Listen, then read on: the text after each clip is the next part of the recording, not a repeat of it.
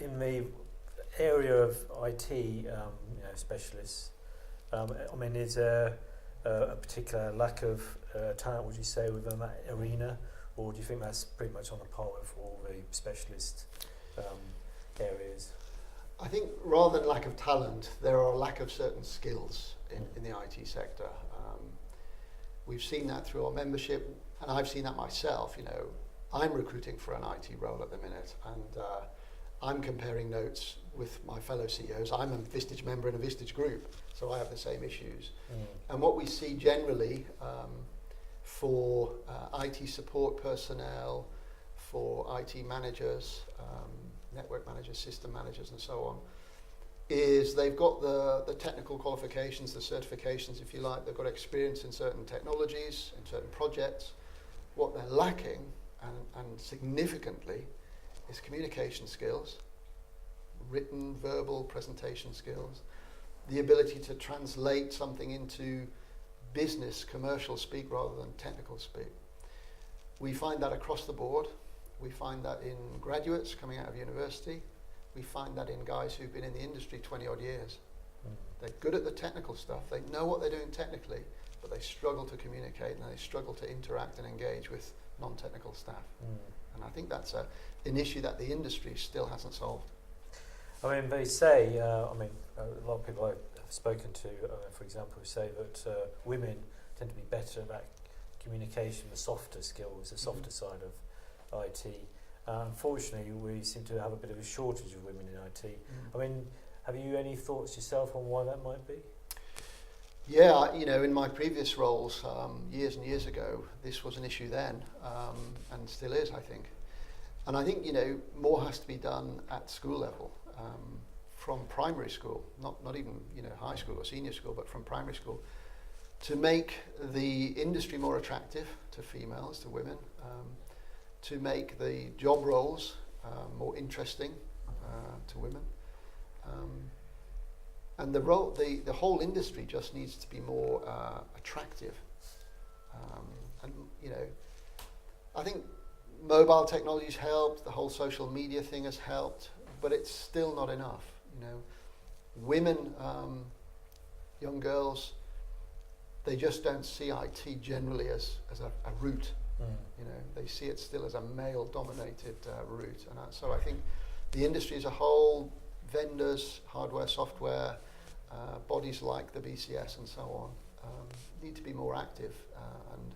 And frankly, employers such as ours, we need to be part of that and invest more in getting women in, because I think women are, they do have, in general, better communication skills. They can interact better and so on. There is a need to have more of them in the industry, and I think we all need to do more to make that happen. So do you think it's maybe a marketing issue, the fact that the way IT has been presented for a number of years as maybe this kind of geeky sort of image, do you think that's put a lot of women off? I think so, absolutely. I think marketing is a good point. I think there is an image problem, a brand problem, and I think much more effort needs to go in to make the industry look more appealing. The messaging needs to change in how we describe the industry and the roles and so on. And yeah, we have got to move away from this geek, this techie image of the industry. Now, turning back to CEOs for a minute, you said you can tell whether someone's passionate about what they're doing. Do you think having an entrepreneurial spirit at heart is a good thing for a CEO? And do you think that's something that you have to be born with, or can that be nurtured, that entrepreneurial spirit? I think it can be nurtured. I think it's essential. I think, effective CEOs these days need to be entrepreneurial. They need to take risks. They need to see opportunity. They need to have a positive outlook, and be motivational to their staff, their stakeholders, their customers even as well. So I think absolutely that's an asset a good CEO will always have. Are you born with it? Probably. But I think it can be nurtured, it can be developed, certainly. And this is something I think a lot of managing directors, CEOs don't realise. They come on some of our workshop at Vistage, some of our conferences and so on, and we show them that there are tools and techniques to make you think more entrepreneurial, to make you more of an innovator, more of a creative type, to allow you to take risks in a managed way. So you can be taught these things. but I think certainly it helps if you're born with that sort of mindset. Do you think the UK is a good place for entrepreneurs? I think the UK, frankly, is the best place on the planet at the minute for this. London, Newcastle in the northeast, parts of Scotland. You've got amazing examples of innovation, of entrepreneurs starting up brand new businesses, becoming best in their field. Eastern Europe is very good at this as well. But I think the UK, frankly, at the minute is one of the best places on earth to be an entrepreneur. And I don't say that in a way to exaggerate. I really believe it. So do you think the UK government's helping small businesses and entrepreneurs at all? I think they are. I think, in terms of government support, whether that's, agencies or funding grants, all sorts of things, it tends to be focused on startups, on people starting up a new business. And those are good things, and we need to do all those things. But I think more effort and more attention needs to go on people who have already got a business and may have 5, 10, 20 staff. They're already there. They don't get any of the attention. The attention goes on startups.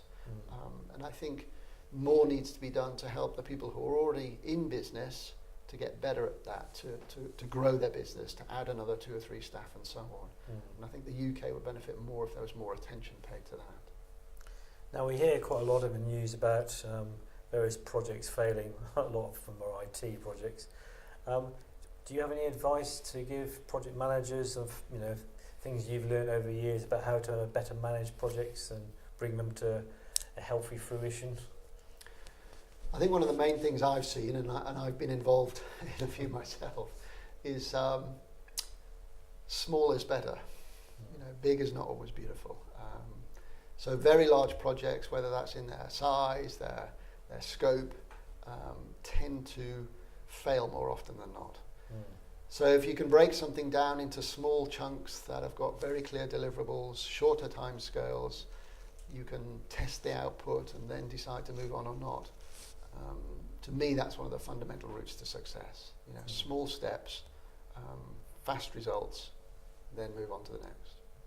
And looking in a broader sense at technologies and emerging technologies, are you particularly excited about any emerging technologies out there and people you're speaking to? Are they getting on board the Internet of Things, for example, and things like that? Or yeah, absolutely. Again, I'm an optimist and I'm a technologist at heart, so I've got a bias view, I guess.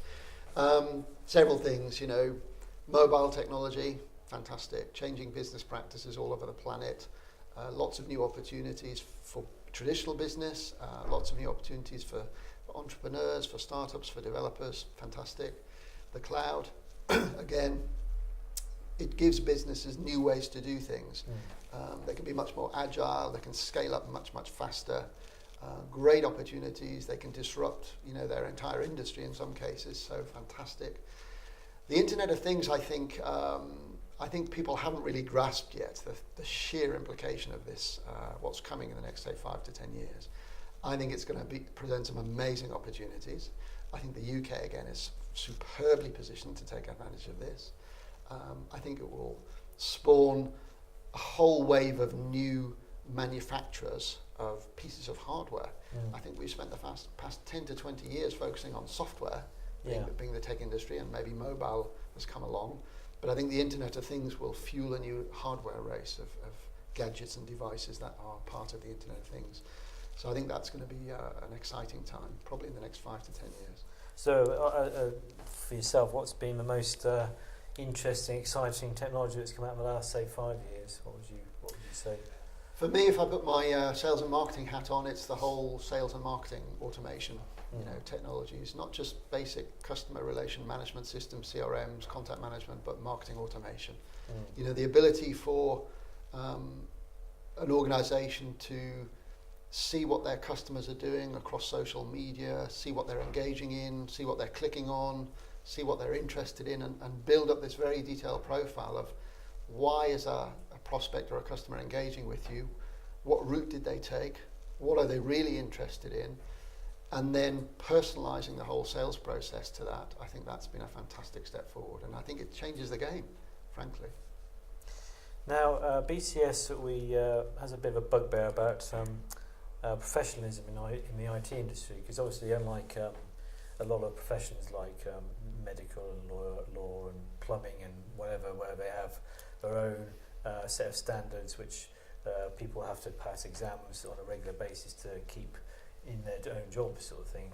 IT doesn't have that because it's a relatively new industry.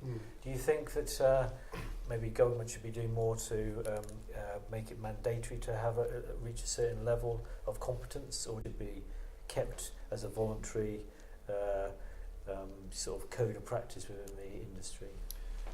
I think, I'm more on the side of the voluntary code of practice. I think industry certifications in the tech industry have been a good thing, and I think they work pretty well. So I wouldn't really be in favour of heavy government involvement or some sort of mandatory framework. I think the industry needs to keep agile, to have this flexibility of different things coming along and different standards just rising naturally to the top. I think that's a good thing. Now, you've mentioned in the past that you've been in the training industry in the past, and I guess you are now, sort of thing. Looking at the sort of IT side of things, do you think that we have a good standard of IT training in the UK? Do you think how do we compare with other countries you've encountered?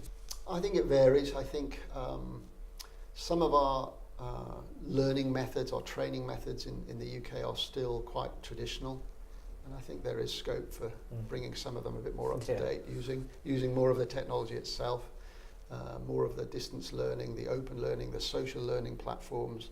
There are some great new platforms coming along. There are some great new methodologies to the way people learn.